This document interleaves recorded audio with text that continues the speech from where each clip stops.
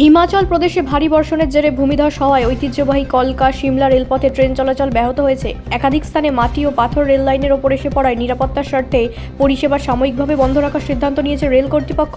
যাত্রীদের অসুবিধা কমাতে বিকল্প হিসেবে সড়কপথে বাসের ব্যবস্থা করা হয়েছে। ক্ষতিগ্রস্ত অংশে যুদ্ধকালীন তৎপরতায় রেল লাইন পরিষ্কার ও মেরামতের কাজ চলছে। আবহাওয়া অনুকূল থাকতে দ্রুত পরিষেবা স্বাভাবিক করার চেষ্টা চলছে বলে জানিয়েছে কর্তৃপক্ষ। কলকা শিমলা রেলপথটি ইউনেস্কো ঘোষিত বিশ্ব ঐতিহ্য এবং পর্যটকদের কাছে অত্যন্ত জনপ্রিয়। বর্ষাকালে পাহাড়ি এলাকায় ভূমিধসের ঝুঁকি বাড়লেও নিরাপত্তাকে সর্বোচ্চ গুরুত্ব দিয়ে পরিস্থিতি মোকাবিলা করা হচ্ছে। ব্যুরো রিপোর্ট, রাষ্ট্রীয় প্রসার বাংলা।